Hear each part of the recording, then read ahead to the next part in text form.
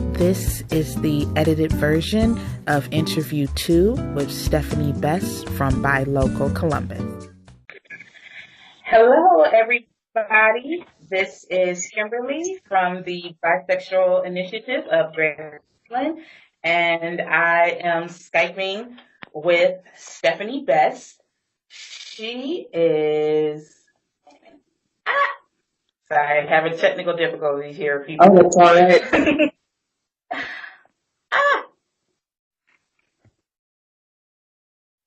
I said she is a coordinator for Bi-Local, an advocacy group founding in 2014. Oh, okay, I didn't know that. For bi-pan, non-monosexual people in the Central Ohio area, and their website is bilocal614.org. She is a doctoral candidate at The Ohio State University and works as a statistical analysis. She lives in Columbus, Ohio, with her bearded dragon, Sunny. I love my lizards.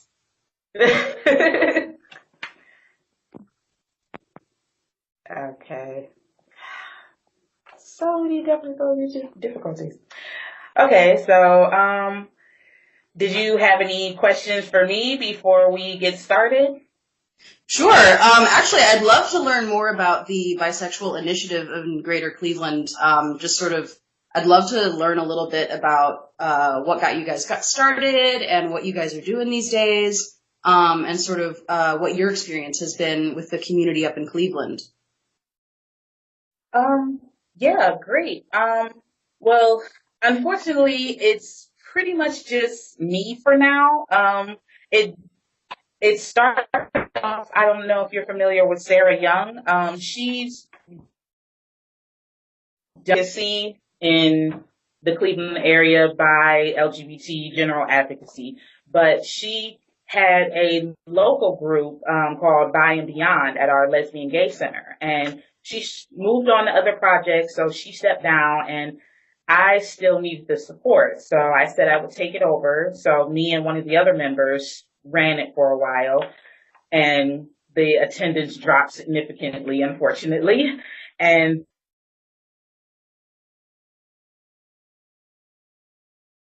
then and I introduced him to a friend of mine. I first came out, and I was running the Bi group at Youngstown State University. Well, not the Bi group, but the LGBT at Youngstown State University. And I have a friend there who's bi. I met them at a pride, and they got married and moved to Florida in 2000, and that happened around 2000. It's just been me since then, and I tried to do the bisexual network, but when it was just all the time, I decided to do the issues. So these days, pretty much I submit articles here and there when I can about personal bisexual issues, or trying to come up with events such as this. I did a movie showing a couple of years ago at Cleveland State University, Imagine Me and You. I've tried to get a table at Pride, but it's very expensive, which is why I started the Patreon in the first place, in hopes that other people want to see bi representation at Pride. And, so that's one of the biggest things I've been working on at the moment. It's still trying to get in-person groups started, still trying to gather more members on board to do more with the initiative, to make it a network, and still, coming up with events like I said, like this and other things that come to me sporadically. So yeah, I definitely wish it was some. Yeah, I mean,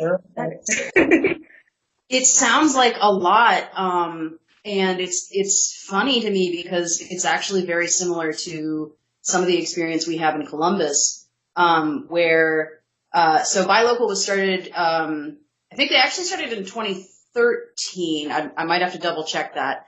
But the folks who originally started the group asked me to come on in 2014, I think. Maybe, I don't know. Time kind of gets away from me sometimes. But that's definitely an issue that we've run into as well, where, sometimes the community maybe doesn't feel as connected as we would like or as engaged as we would like. And so it can be difficult sometimes just to find like the people power just to get done some of the things that we want to get done. But I think some of that is, like, part of that is because maybe people don't feel that there is a community for bi people because they don't see it. So it sort of is a self-reinforcing problem.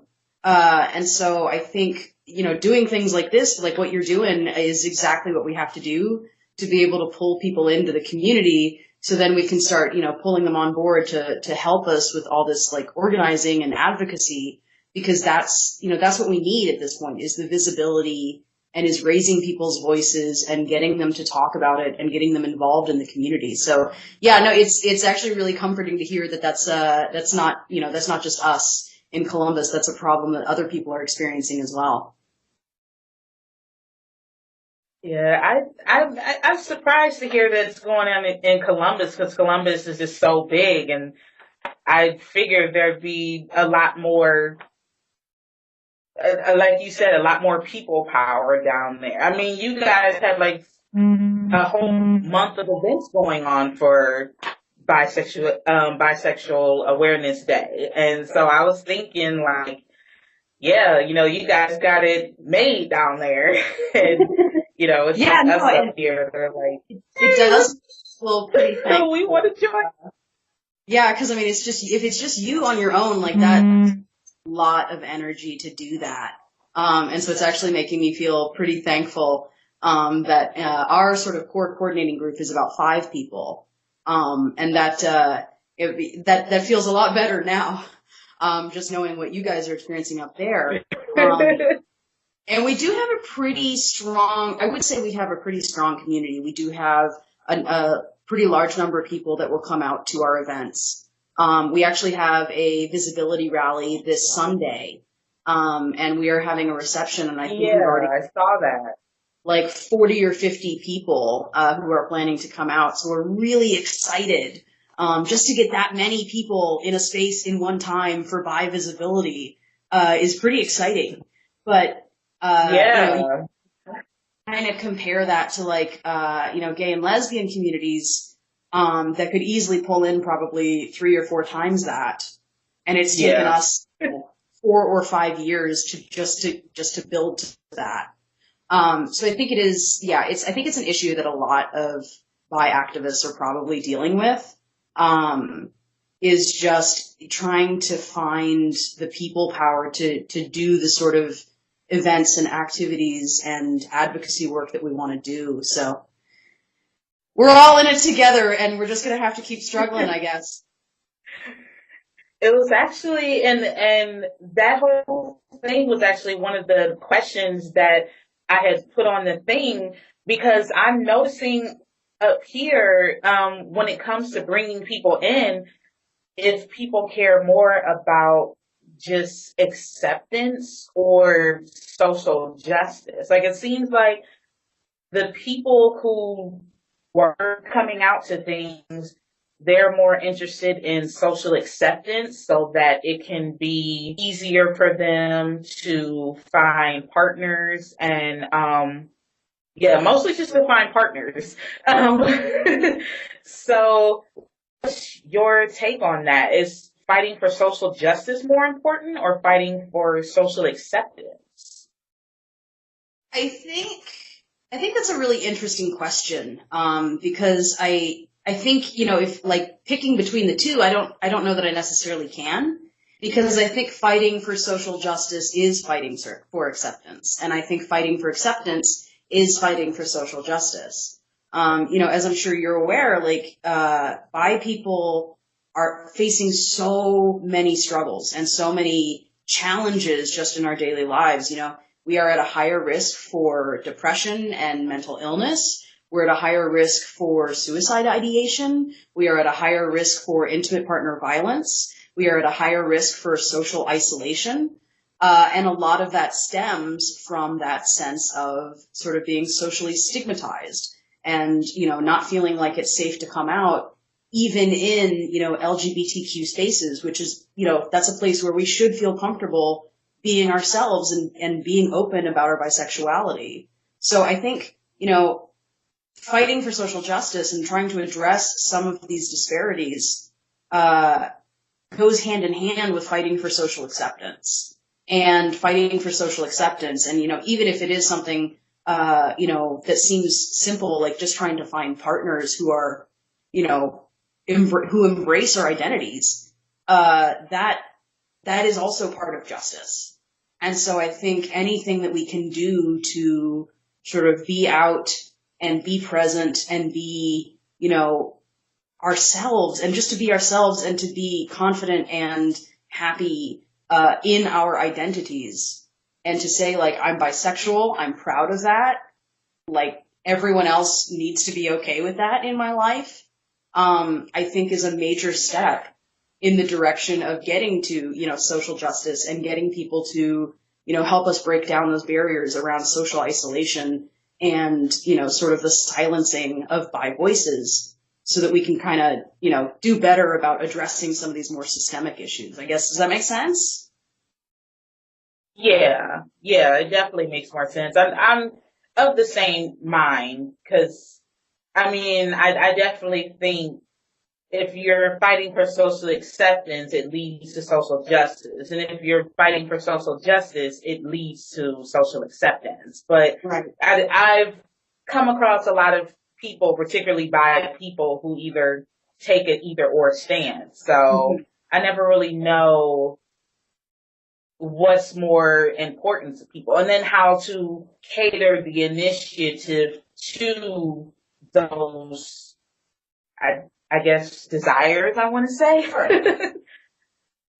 Yeah, no, that's we've kind of had conversations within Bi Local about how to do that in the past, because we do have like a monthly happy hour event, which is largely just a social event. And I say just as if it's, less important, but it's not less important. It's equally important, just to create a space where people can come out and can be bi with other bi people and bi, supporters and bi allies, and just be and just exist without feeling like we constantly have to like hide something or apologize for ourselves. And I think that is fundamental to creating the sort of confidence that you need to start, challenging some of the problems that we also face. And I also I feel like, telling other bi people, like, hey, did you know that we're at a higher risk for mental illness? Like, I feel like other bi people are like, yeah, I know, I'm aware of that. But right. I am quite aware of that. But I think it can be really comforting and enlightening and empowering to know that it's not just me. And that, and it's not just my other bi friend. It's all of us. We're all affected by this to such an extent that it's like statistically a problem for us. So I think that can, there's an empowerment in learning about ourselves, and learning about ourselves, I think is a natural extension of being comfortable being ourselves. And that comes from, creating these spaces where we can be open and honest about it. So I think building the social acceptance and just creating that space where people can exist, is sort of the building, like the foundation, if you will, to get into that point where we can, start organizing and advocating and engaging in more direct forms of activism. So more like acceptance should almost come first and then social justice, or is it still just sort of, it can be either or interchangeable? I think they go hand in hand, and I think they sort of reinforce each other. But I would say, like, if you had to prioritize one, I would say the first step is creating the space where people can feel safe and empowered. Because safe and empowered people go on to create spaces that are safe and empowered for others. And so I would say, like, if you have to start somewhere, it's just creating the space. And then from that, we can start going, okay, we're all here together. We're all in this together. We all feel pretty good about ourselves. Let's start organizing and let's get politically active and let's start, having rallies and going to conferences and writing articles and, writing our representatives in local politics and being open in our communities and talking to our families. So yeah, I think I think they reinforce each other, but that social acceptance piece is just so fundamental. I'm always interested in hearing every bisexual person bi family member that I encounter. What does bisexuality mean to you? Like, what's your personal definition of bisexuality? So this is actually something I have spent a lot of time thinking about. And I really do have to go back to that Robin Ox quote. I wrote it down because I wanted to make sure I got the language exactly right. But, and I'm sure you've seen it before, where she wrote, "I call myself bisexual because I acknowledge in myself the potential to be attracted romantically and or sexually to people of more than one sex and or gender, not necessarily at the same time, not necessarily in the same way, and not necessarily to the same degree." And the first time I came across that quote was really powerful for me, because it was like someone had taken my feelings around my identity and, do I want to identify as bi? Do I want to just say I'm definitely not straight? Do I just want to kind of, stick with the term queer? And sort of some of the ambivalence that I had around the term really got encapsulated in that quote, because I felt like it really expressed what I was trying to explain to myself. And I think before that, I had very often kind of gotten caught up in, if there's straight over here and there's gay over here, then I have to fit exactly in the middle in order to be bi. And that's not true. That's not the case. Right. And in fact, this, just thinking of it as a single line, is incredibly limiting.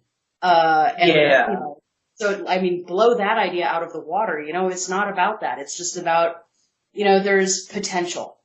And there's potential there, and I acknowledge that potential within myself to say, I don't know what kind of relationships or interactions I might have with other people in the future, but I definitely know that I'm not going to limit myself in the attractions that I could feel based on, some notion of who I should be attracted to or who I'm allowed to be attracted to, based on or based on some notions of social conformity. It's potential, and I honor that potential within myself. And so that quote about, thinking about that potential, I think was really, really important for me. And so I always kind of remind myself of that. And I revisit these words occasionally just to sort of think about does this still apply to me? And yeah, it always does. I always come back to that quote. I think I felt the same way when I first read it. Because when I first started putting a name to the feelings I was having, I first just leaned towards lesbian, but because of past experiences and past traumas, after my first year of college, I really started to rethink, okay, is lesbian really what I am? Especially, I don't know. I think as I got older, I just really was okay, maybe I need to work through some issues, because it just doesn't. And and it could be because of the preconceived notions I've had of what being a lesbian is too, because I've run across lesbians who have had romantic and even sexual relationships with men, with cis men. side, and but they still identify as lesbian. So, but I mean, I still was just like, I don't know, like their attachment to cis men seems different to my attachment to cis men. Like maybe I'm not just a lesbian who has sex with men, like maybe it's something else. And then, I came across that quote and I'm like, I wonder if there are other people like that who think like this. Hey, we're here. Just take down the rabbit hole. Yeah. No, yeah, that's and I think it's interesting because you mentioned, you were in college. I didn't, sort of come to this realization about my identity until I was in my mid-20s. And I think, there's another thing is bi people tend to either choose to identify or come out about their identity later than people who, identify as gay and lesbian. Because I think it can maybe take a little more time and a little more experience, whether that's with relationships or just, meeting new people and experiencing new attractions, or just because it takes a little longer to find information about bisexuality because we don't hear about it as much. So yeah, I think, it's definitely, I think, like on trend that it takes us longer to figure it out. And that was definitely my experience. Like, all through college, I was pretty sure I was straight, but also a little like weird about it. I had crushes on women in college. I had romantic feelings towards women in college, but I didn't really know how to like process them or how to describe them because it was like, well, I don't think I don't think I want to be like lesbian, but maybe I want to hold a girl's hand and buy her flowers and take her out to dinner, but that's not gay, right? So yeah, it took some time to figure out, like, yeah, there's language around this. It's about, it's bisexuality, and you don't have to define yourself by behavior or by who you're in a relationship with or by what you think bisexuality is supposed to be. There aren't benchmarks that you have to hit before you can declare yourself bi. It's really just about, like I said before, like honoring that potential within yourself. And it took me a lot of time to sort of like deprogram myself of some of those notions. So yeah, I think a lot of us struggle with that. Now, have you? Well, I'm sure you've come across the term heteroflexibility. That's honestly heteroflexibility and homoflexibility. Those two are new ones that I'm just sort of newly within the last 2-3 years or so exploring in the BDSM kink community, and that's when I first heard those terms thrown around. I'm like, what? What are your definitions of those two terms, or are you new to them as well? Do you have any sort of definition? So Or I've personal heard of them definition? before, and I was like, I kind of looked at them and I was like, oh, that's interesting. I think I'm kind of two minds on it because on one hand, I think they can be useful labels for people who are still exploring their identity and trying to figure out how they identify. And I think, using one of those flexible labels can be a comfortable place from which to sort of learn about bisexuality and sort of deprogram a little bit. But at the same time, I hesitate with them a little bit because I think they have like terms of like heteroflexibility and homoflexibility. I think they ultimately kind of reinforce this idea that, there's a spectrum and it's one line. And on one end, you've got heterosexual and the other you've got homosexual. And then somewhere in the middle is bisexual. And then, between bisexual and heterosexual is heteroflexible.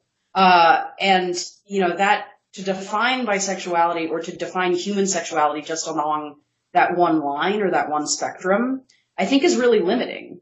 And I think is limiting not just in how we think about sexuality, but is also limiting in how it makes us think about gender. Because I think it, more than the term bisexuality, I think that notion sort of reinforces the idea of a gender binary, because, you know, that idea of just it's one straight line reinforces the idea of a gender binary because it doesn't make room for people who maybe don't identify as, you know, either masculine or feminine. You know, in recent years, we've heard a lot more within the queer communities about people who identify as gender neutral or agender or, you know, gender non-binary or gender flexible. And I think those are people who often, you know, not only are they maybe dealing with the question of their own sexual orientation, but also the question of gender. And so how do we make room for them? You know, how do we include them and how do we honor their existence? And I think when we say it's a straight line, there are two ends, hetero and homo, and then everything else is in between, I think we do them a disservice.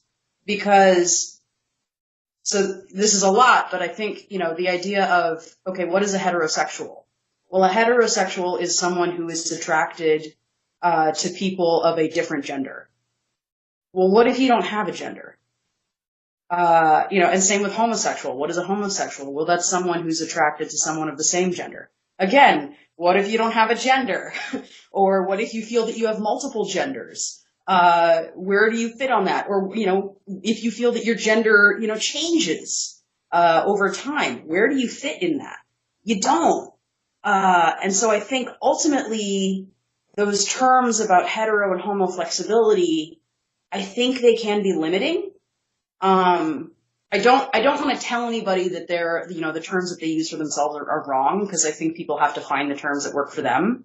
And I think they can be really, really useful terms for people who are like just starting to figure some things out. And it can be a safe place from which to explore some of these bigger issues around, you know, attraction and orientation and gender. But I don't want to limit or exclude people who are part of our communities by, you know, by using those terms a lot. And so I personally have kind of tried to walk away from them, because I want to honor that there are people in our communities who don't necessarily, you know, fit into any sort of gender binary. And so if that gender binary is sort of limiting and, you know, not really representative of reality, then I don't think it's helpful to use a sexuality binary either. This is a really long-winded way of answering your question, and I'm sorry if I went into too much detail, but yeah, it's definitely like... Oh, no, it's okay. It's an issue that, you know, has taken me a lot of time to kind of think about and figure out.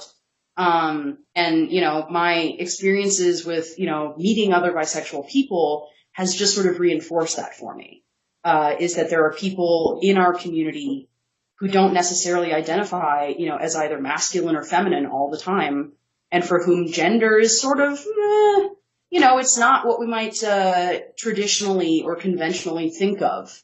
So, you know, I think we need to make room for them as well.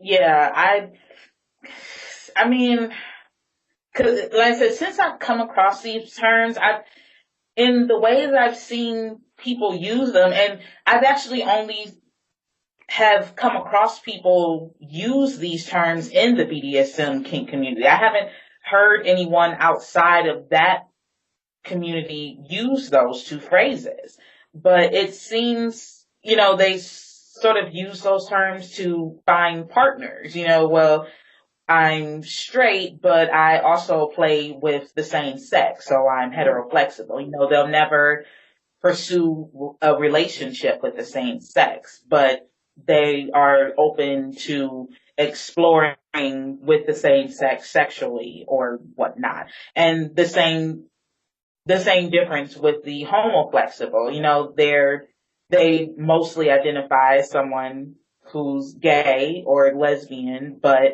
they will play with someone who is of a different gender. So, but so I'm kind of on the fence if, those two terms, because there's so many people who have those two labels, if, because I guess they're part of the bisexual community. I mean, they're even on the t-shirt. But, I mean, it's you right know, there. right. I mean, they're a part of it, but I don't know. I don't know. I think the terms are a little bit too new. Like, I mean, when I saw the shirt and I was looking at all of them, like, wow, homo flexible, hetero flexible on there. Like, they're still pretty new, but maybe they've been around for a long time and I just didn't know because I didn't think they would, you know, make the cut. Yeah, And, and so, I think that's interesting just because I mean I have so many thoughts about that, but like I mean, speaking to the point about language and are these relatively new terms, and maybe people are playing with language as much as they're playing with identity, because the term bisexual like has actually been around well over 100 years at this point. I mean, the first usage of bisexual in the modern sense, the sense that we kind of use it now, was in like 1892, I want to say. I think it was 1892. And at the time, it was used to describe people who were hermaphroditic or what we now know as intersex. And that's what bisexual meant. And it was purely about someone's physical state. And now we use bisexual to refer to someone's, attractions, and whether those attractions are romantic or sexual or both. And that's the other thing, because what I hear you saying is that there are people who, maybe identify mostly as like lesbian or gay, but also, say, well, yeah, sometimes I'll have sex with, someone else. I'm not romantically interested in them. I don't want to have a relationship with them, but I'll have sex with them. That's, or I'll, have some sort of sexual interaction with them, and that's delightful. Or, there are people who identify as biromantic, where they don't want to have sex with someone of the same gender or another gender, but they do, feel comfortable having romantic interactions. And I think a lot of times maybe those terms are maybe coming out of situations where people feel like romantic and sexual attraction are the same. And so we're sort of conflating these two terms that maybe we need to like acknowledge as separate things. No, that's really interesting. Yeah. I'm just thinking about some of this now, but yeah, I wonder how much of that is necessarily just about attraction and how much of that is about sort of equating sexual activity and sexual relationships with romantic relationships. Because like sex is not romance. Sometimes they can overlap, but they're not always the same thing. yeah. And I think that's an important thing to acknowledge as well. I've also wondered if the two terms are coming out of just general biphobia because I've come across people who are actually moving away from the bisexual label. Like they really don't even like the label of bisexual anymore. Like they're trying to, like a lot more people either just, embrace queer or pansexual, which I was going to ask you about that too. What was your definition of pansexuality? But a lot of people are moving more towards those definitions and moving away from bisexual altogether. So I'm wondering if those two terms come from people who are like, okay, well, people think of bisexuals as one way. So if I say I'm heteroflexible, then I'm not labeled as a bisexual person. I'm just heteroflexible. Or, I'm a lesbian who has sex with men, or I'm a gay man who has sex with women, but I'm not bi. I'm homoflexible. Sure. Like I'm wondering if it comes from a biphobia of such. What do you think? Yeah. No, I think that's a really good point. And I think that's a really like frank conversation that like we as bisexuals need to be having with gay and lesbian communities, is about that biphobia. But but yeah, I think maybe those terms are coming out of like a lack of understanding, and a lack of understanding what it means to identify as bisexual. Because, you know, and then we have the term pansexual, which I know I've definitely come across people who say that they identify as pansexual because they think bisexual reinforces a gender binary. Which, like, for me, logically doesn't entirely make sense, because I think it makes a lot of assumptions about what bisexuals mean when they say I'm bisexual. And I don't think I've ever met someone who identified as bisexual who said, I'm bisexual, and that means that there are only men and there are only women, and that no other genders exist. I've never met any bisexual who said that, or who's even, like, supported that idea. But I think there's this sort of outward projection on who we are and what we think as a result of how we identify ourselves. But, like, you know, and so, like, pansexual, I think, is actually very, like, I count pansexual as sort of underneath the umbrella of bi identities, and it's a pretty big umbrella. We've got room for a lot of people. Like, the more the merrier, I say. Like, bring them all in. You're all welcome under the umbrella. Like, really, whoever wants in, come on in. But my understanding is, like, bisexual, you know, we talked earlier about acknowledging the potential to be attracted to people of more than one gender, you know, not necessarily at the same time or in the same way or to the same degree. And then my understanding of pansexual is that it acknowledges attraction regardless of gender. So, and I'm saying this sort of as an outsider because I've never identified as pansexual. So I'm sort of speaking as an outsider. So I could be off base, but to me that sounds like describing an attraction to someone that does not have anything to do with that person's gender, and it's just about the person as an individual. Whereas, you know, for me, like, because that's the explanation that someone gave to me at one point about pansexuality. And I kind of considered that, and I said, you know, for me, gender does factor into how I experience attraction. Like, I definitely pay attention to how people express their gender. And, you know, there are some people who express their gender as a feminine gender, and I can find that very attractive. And there are some people who express their gender in a more masculine way, and I can find that very attractive as well. And then there are some non-binary or agender people who I also find attractive. So it's just very, you know, distracting just all the time. Just constantly. No, it's not like that. But yeah, so I think pansexual can be its own thing if I'm understanding it correctly. But I also think that it, you know, it's close enough to bisexual that we're at least, like, I think we're on the same page about a lot of things. And I think if anything, we maybe just need to communicate a little more about, you know, how we think about, you know, gender and orientation and identity issues.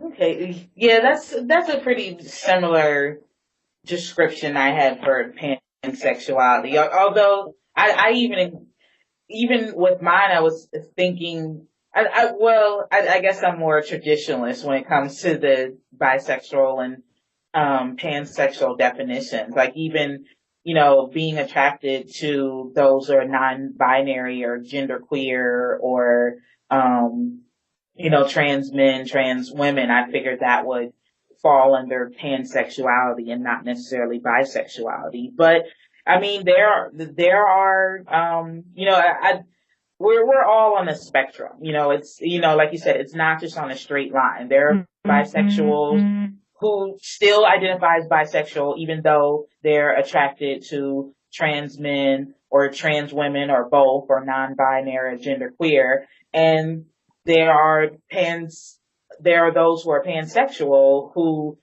you know, basically are attracted to cis men and cis women. And, you know, that's pretty much where their attraction is. You know, it's not, you know, within the trans community or the gender non-binary community at all. So, like you said, it's not a straight line. Which actually leads me to one of my other questions. What are some bi issues you're currently going through, like personal bi issues you're sort of working through?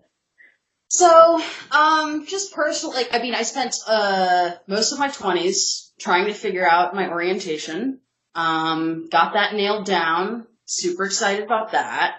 And these days, I would say, like, for me personally, on a day-to-day basis, one of my big challenges is just trying to stay connected to my bi identity in a way that feels like fresh and like current, I guess. I'm currently in a relationship with a straight guy who is great and is very, very supportive and has, you know, my identity in a sense of like being very supportive. And like, he has told me like, I'm proud of you and the work that you do in your community. Like, he's not part of that community, but he's proud of the work that I do. And that's really important to me, because I've had relationships with straight men before where my bisexual identity felt like it was being sort of like sexualized, where, yeah, I think a lot of bi women deal with this. And, like, if that's your thing, like, if you're cool with that, cool, like, rock on, have a good time. But, it's not for me. And so, like, and I know a lot of bi women deal with the issue of like telling straight men that they're bi, and then straight men are like, oh, so you into threesomes? And not all of us are like that. Not all of us are into threesomes. I'm Right. one person at a time, please. Thank you. That's just my. I think I've definitely come across that with a lot of females too. Right. Yeah, so trying to stay connected to my bisexual identity while also being in a relationship with a straight man can be challenging sometimes, which is, that's nothing about him. It's entirely about me and how I stay connected to my community. But it can be challenging sometimes because I think it's easy for my identity to sort of be like erased, or for people to assume, well, you're dating a straight man, so you must be straight. Like, you're a woman, he's a man, you're straight. And that's not necessarily the case. And so just that assumption, that's the kind of stuff that contributes to bi erasure and our, lack of visibility, which, feeds back into what we started talking about it, early on, which was the stigma and trying to find that acceptance. It's, if you can't see other bi people, then how can you feel like it's okay to be bi? Yeah. So just trying to like continually just, refreshing that sense of connectedness, and trying to be out, and be open and vocal about being bisexual, while also like not being boring at parties. Like, oh, are you still talking about bisexuality? Like, maybe you want to talk about TV, latest movies. So just trying to like, make sure that it's not the only thing I'm talking about, because that's more, that's not the only thing I am as a person. Like, there's so many other things I want to talk about. There's so many other things that make up me. This is a part of my identity, but it's not the entirety of my identity. So trying to find that balance where I'm staying connected while also like acknowledging my own, complexity and, multi-dimensional personality. It's a balance. And I feel like that's something that I work on every day. I don't know. What about you? Like, does any of this resonate for you? Am I like, do other people feel this too? Oh yeah. Like, yeah, I mean, and that's definitely one of the issues, that personal bi issues I'm going through myself, is just, I'm not seeing anyone at the moment, but I mean, that's definitely one thing that has kept me single, is that my identity is sexualized either by straight men or by women, or, well, not necessarily by women, but heteroflexible women. I come across a lot of heteroflexible women, and, I'm there to be a personal sex toy for her and her man. Yeah. And, it's like, I sort of feel like I'm getting it from all sides. Yeah. So it's one thing if that's it's something definitely, you want to consent to, Like if you consent to it, cool, have fun. But a lot of times there's that sort of projection of like, oh, you're bi, so you want to get in with me and my man? Like, no. right. Like it's automatic. Like, I don't want to be at the point where I'm like, okay, just downtrodden it and just insulting anyone who is into it, because, it's perfectly fine. But it gets to a point where, okay, if that's the only thing that's expected of me, then it's like, okay, this is a little bit too much now. Like, maybe some of us are different. Like, it's okay. Yeah, no, and I've run into, and I mean, go ahead, yeah. oh, no, I'm sorry. What were we going to say? I was just going to say, I've run into similar sort of challenges, I guess, with, people who practice like polyamory or open relationships. And I've heard, some people say like, well, you're bisexual, therefore you must be polyamorous. Which is not, no, like, that's not the case for every bisexual. And I'm like, personally, I practice, again, going back to Robin Ox, I was reading something she wrote earlier this week, where she talked about, practicing what she called radical monogamy, which is where you have actively chosen monogamy, because that's what works for you. Like, it's not just monogamy because that's what that's what everyone told you to do. It's monogamy that you have actively chosen. And that really resonated for me as well, because I've definitely looked at polyamory and read about it and talked to people about it and sort of played with the idea, and then ultimately decided it's not really for me, and I am actively choosing monogamy. But when it comes to that monogamy, I'm just acknowledging that, whoever that person ends up being, I don't really care what their gender is. I don't really care what's in their pants. That's not the thing that's most important to me. There are other aspects that I'm going to be attracted to, and that's on the list of things I care about in a partner, that's lowest on the list.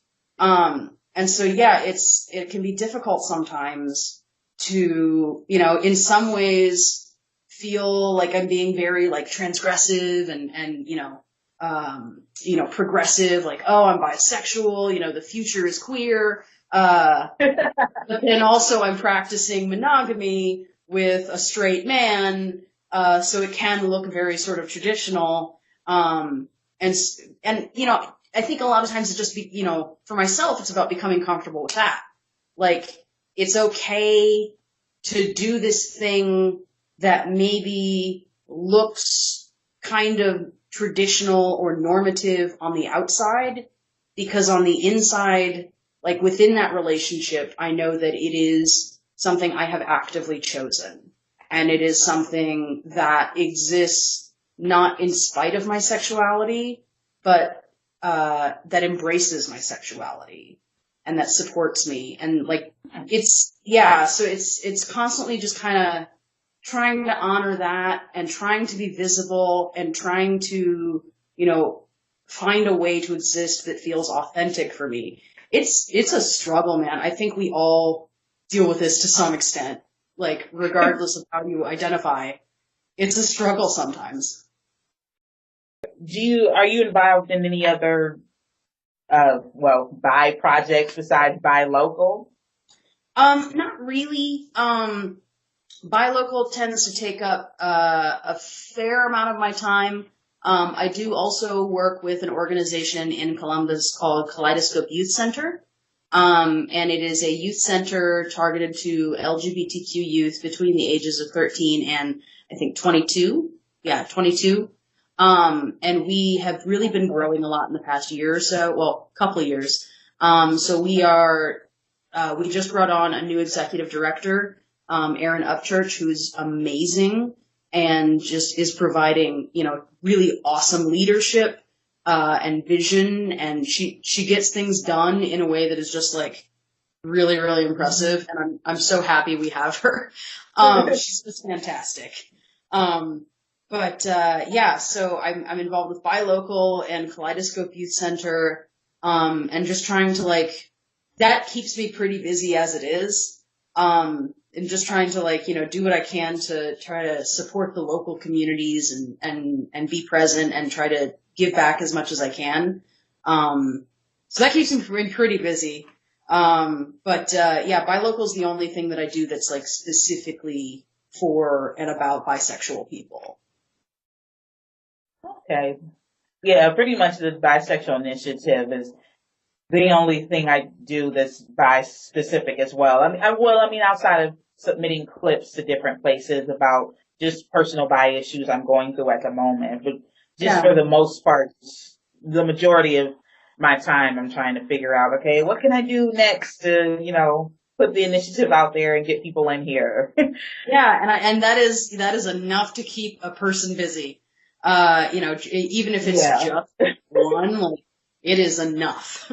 And I think it's important to not, push yourself too much, to recognize your own capacity and not try to go too much beyond that. I think it's important, and sometimes it can be frustrating because you're like, oh my gosh, there's so much we could do, but it's just me.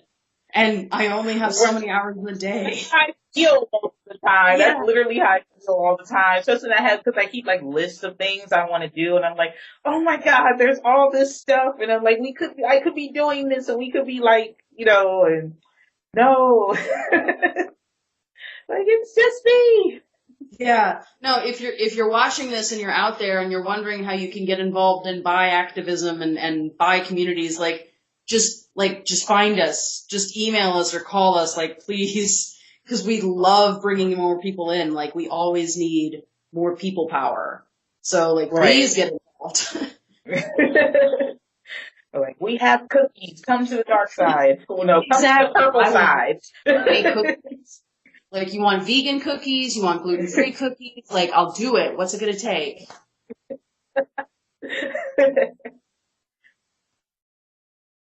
But that was actually pretty much all the little questions I had for our interview. So, awesome. Did you have any closing remarks or closing thoughts or?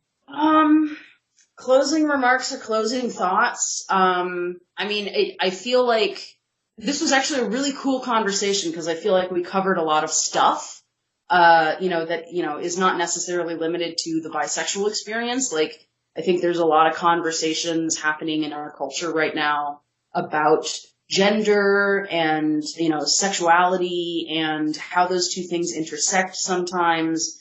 And then, that's before we even get into, other sort of intersectionalities with race or nationality or religion or, ability, or physical or, disabilities and things like that.